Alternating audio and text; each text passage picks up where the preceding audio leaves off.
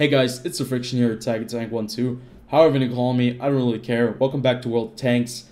Today we're reviewing the Centurion 7/1, and it's really difficult to keep like the characteristics part only about 10 minutes long because I always ramble on. So let's get right to it. The Centurion 7/1 is a really cool tank because it has a lot of history behind it. It's one of those vehicles that has been imported and exported all over the world, and the L7A1 gun, which this tank is running from the Royal Ordnance, is one of the guns that actually made the heavy tanks go extinct because it was so good that they were no longer feasible to use because NATO all of a sudden had tanks, a whole bunch of tanks that were able to cut through Soviet heavy armor very easily, and that made, the new MBTs come to life.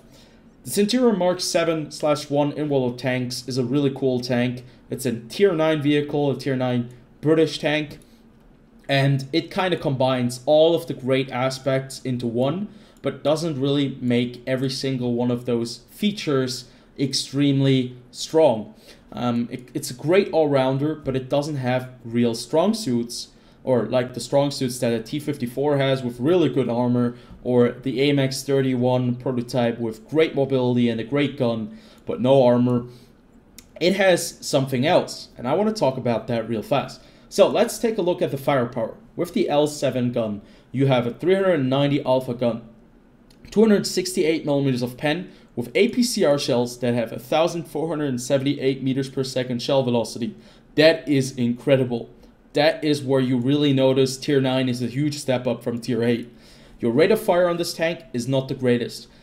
That rate of fire is going to be quite low if you compare it to other vehicles such as the T-54 or the Type 61, but there are some other redeeming factors. You only have 40.1 degrees per second turn time, which isn't the greatest either for a medium tank, but still is decent enough to make you flexible in certain situations. 10 degrees of gun depression, 18 degrees of gun elevation are also great, and your aim time and dispersion are just incredible. Aim time 2.06 seconds, dispersion 0.29, that's basically on the level of German medium tanks like the Leopard Prototype A, and that DPM right there, 2660, isn't the worst, but it's also not the best. It's kind of in the middle area, and I actually had to utilize a lot of consumables and equipment to get it to that point. If you do not have the consumables and equipment I'm using, you will not be having that kind of DPM. But I'm going to talk about why I have this tank set up like this at the end of the characteristics. Moving on to survivability, this tank has a lot of HP, 1,720. That's almost on par with certain tier 9 heavy tanks.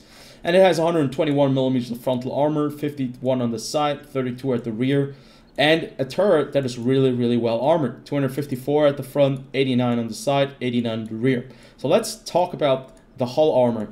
Your hull armor is basically still the same as the Centurion Mark 1, so it's not going to last very long at tier 9. People will just be able to cut right through it. But if you're behind some kind of ridge or little bump, you're going to be able to go down in a hull down position, and that upper plate might just get a bit stronger with the right angle.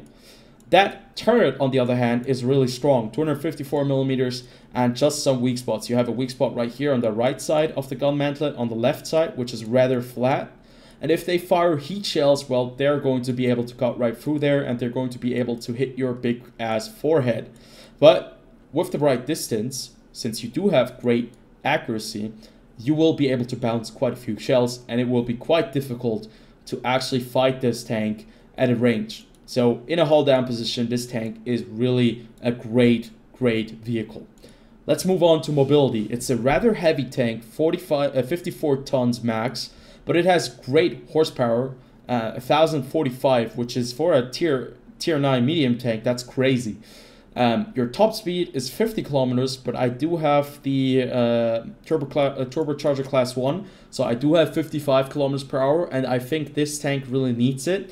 And the traverse speed isn't the greatest with 37.63 degrees per second.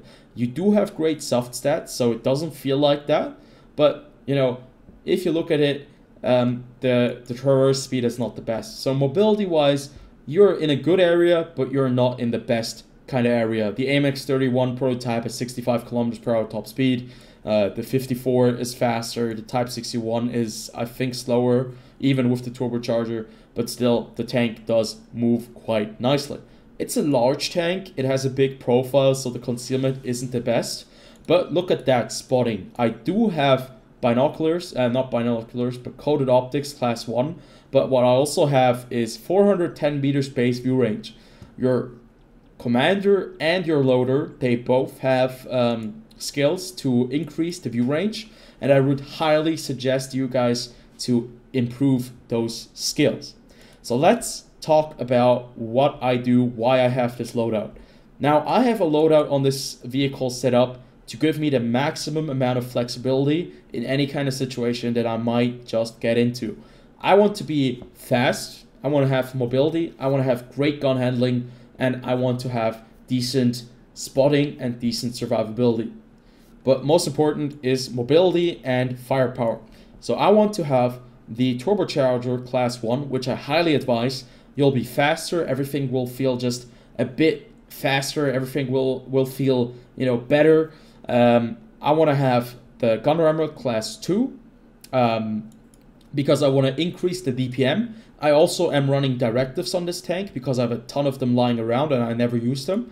And I want to have coated optics to spot for myself and my team in case I need to be able to see anything. I want to see the whole battlefield. I want to be self-reliant in this tank. Now let's go over to the ammunition tab. The ammo tab on this vehicle, you have 72 shells, so you're never going to run out of ammo. If you have a game where you can fire all 72 rounds, well, you're going to have massive amounts of damage. But what I really have is a lot of premium shells. Now, I don't like to utilize too much premium. I don't want to spend too much credits on premium shells. And I also don't want to be one of those guys that is just spamming premium. But with this tank, premium shells are not the same as with other vehicles where you actually have heat shells or better APCR rounds, because the pen on these shells is worse because they are premium high explosive shells. They're HESH shells. These are high explosive squash head ammunition, and they have great pen, 210 millimeters, and they have really a lot of damage. The highest roll that you can get is, I think, 600 damage, and it feels great to slam a light tank or a medium tank for 500 damage on this tank. It's actually a lot more hard nowadays with the high explosive changes, and it's actually it requires a lot of skill and knowledge to know when to utilize the high explosive squash head rounds, because they can increase your damage potential quite drastically. And that's why I think these high explosive squash head rounds are not the worst thing. Obviously, with 210 millimeters of pen, you're going to be able to ruin a light tank's day. You can utilize the standard 105 high explosive squash head rounds that are non-premium, but the thing is, I really like to have the additional pen, and it gives you more flexibility, and I want to have the best flexibility on this tank. So I'm also utilizing premium consumable, which is Potting MT. Now, I usually don't do that. I usually don't have vehicles maxed out with all that kind of stuff. But at tier 9, I think it's really important because tier 9 is a tier where you really need to rely on yourself quite often, and you need to carry a game. There are going to be a lot of games where you're going to be against tier 7 and tier 8 vehicles, and you need to have the best vehicle at your disposal. And the best vehicle is definitely a tank that has great view range, that has decent mobility, that has decent survivability, and a really, really nice gun.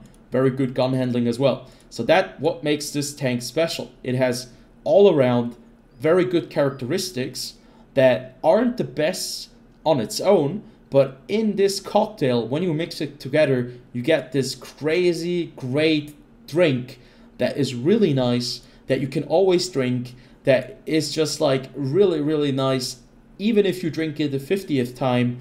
And if you add just a little bit, the extra, the secret ingredient, which is the HESH shell, the premium HESH shell, you get a real crazy good tank. So let's jump into a game and see what I'm talking about and what this tank is capable of in a matchup where you can really utilize all of these characteristics. Okay, so I think today we're just gonna stick with one gameplay because I think this game does show off pretty well what the limitations and the possibilities of the Centurion 7/1 is or are, and I just have to drive this point home.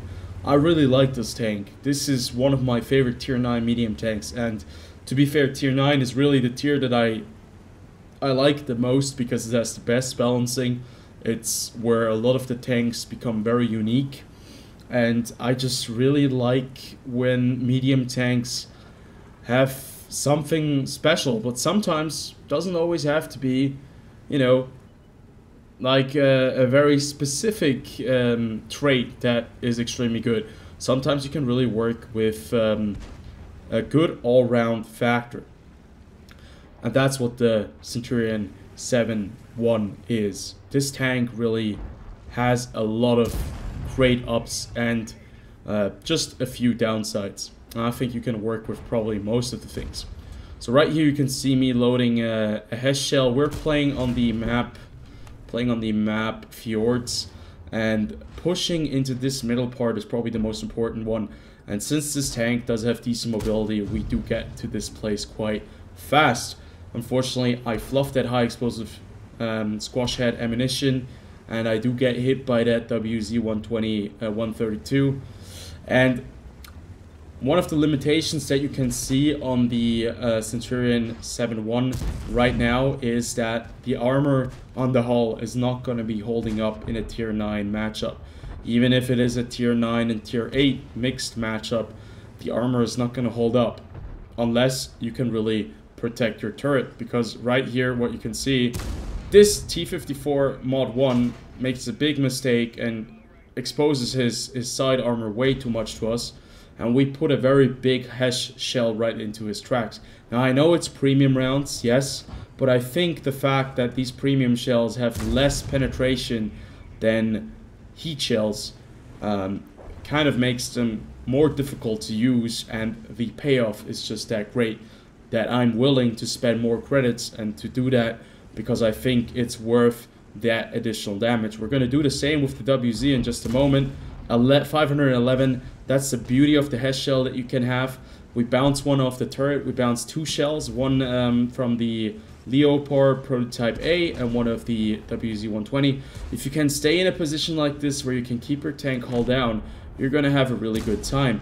Now, the HESH shell is not always going to work. We had one shot on the T-54 Mod 1 where it didn't really work out, and we only did like 64 damage, and then one on the K91 PT. That's where you really need to go back and utilize those APCR shells, because 268 millimeters of pen is no joke.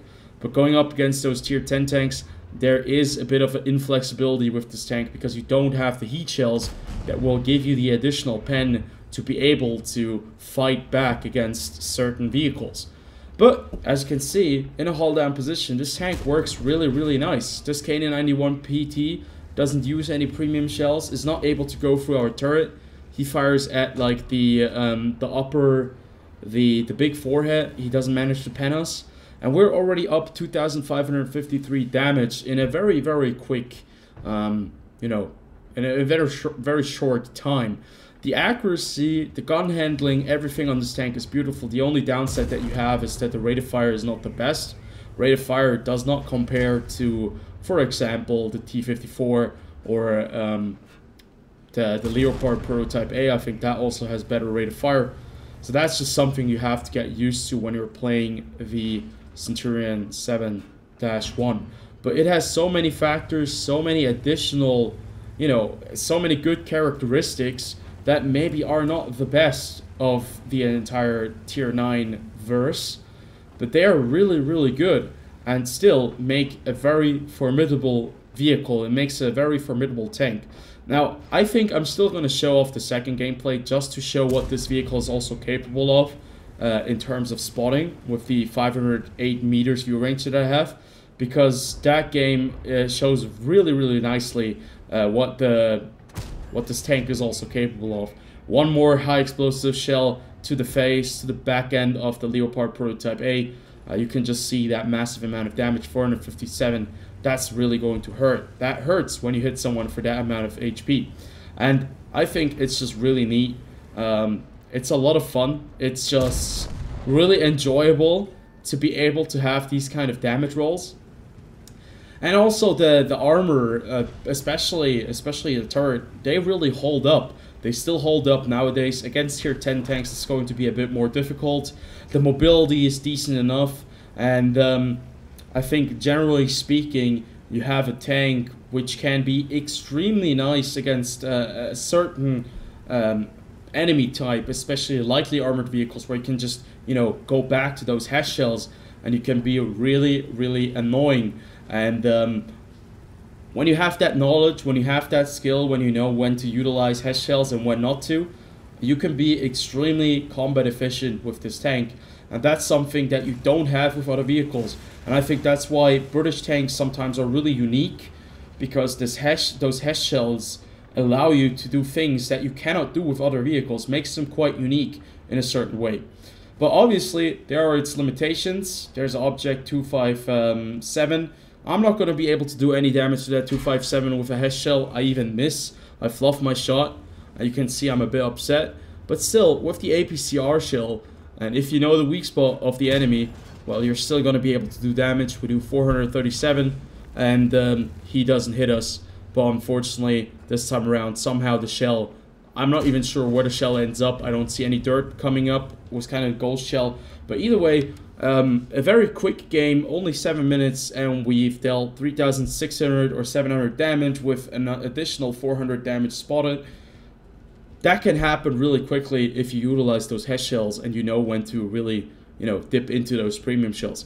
That makes this tank really expensive to play, but that's one of those things. Maybe if you can afford it, if you want to have the best efficient way, you know, the deadliest version of the tank, I think you can go with that, and you kind of have to go with that. But I'd say let's jump on over to the next gameplay, because I think it still shows off some other features very nicely. Then we can go over to the verdict. Okay, so the second game is on the map Westfield, and it's a tier 10 matchup, as you can see right here. A tier 10 matchup, some tier 9 vehicles as well. And we've already overslept the start, because I'm one of those players that is constantly doing other things and kind of sleeps through the beginning of the match. That happens quite often, and I'm not really proud of it, but it's one of those things that I just keep on doing because it's a very bad habit. Now, this tank with the 55 km/h top speed, with the turbocharger, is not going to be the fastest medium tank on a battlefield, especially at tier 10. You have a Leopard Prototype A, STB1, light tanks that are faster, and there are just so many vehicles that are going to be at a place quicker than you are. But what this tank has, what a lot of these other vehicles don't have, is 410 meters base view range. Well, maybe those light tanks have it, maybe that T49, this EBR could have it as well. But look at that, we spot a T49, we spot him completely, that's all our spotting assistance. We put one into him, and I think someone finishes him off in a second or something like that. So, in the end, 832 damage spotted very quickly, and 388 damage dealt. So, when you have like these open, big, you know, open maps, you have like a lot of opportunity to actually spot things that only light tanks should be able to do. And that makes this tank very versatile, especially in these open engagements. One of the big downsides, though, is that the camouflage value on this tank aren't that great. You are not going to be getting the best camo out of this tank. But what you also have is 1,470 meters, I think. 1,478 meters per second shell velocity. So that makes it very easy to actually lead some shots. I know I missed twice on the EBR and once on the 121B, but still it makes it very comfortable playing this tank. And I think those features with the very nice gun handling and just the very nice summation of having a tank that is able to be very versatile in a lot of situations makes this a really great tier 9 vehicle. And I have to say, it's one of my favorites. It's probably the favorite tier 9 medium tank I have. It even beat the T54. I remarked the T54 because I loved it so much. But it's so different in its gameplay style, because the T54 just doesn't have that cutting edge, that crazy gun, you know, that this vehicle has. It relies so much on premium shells, the T54. Obviously, this tank, you can play it only with HESH as well, but you're not going to go very far, because as soon as you hit some vehicles that are really heavily armored, you're going to have a really bad time. But if you have a tank, you know, that is slightly armored, such as the EBR 105, and you're actually able to hit him on the move with your HESH shell, well, you're going to do massive amounts of damage to that little rat. But let's move on. This gameplay isn't very long, so I just chose to do that, put it in there.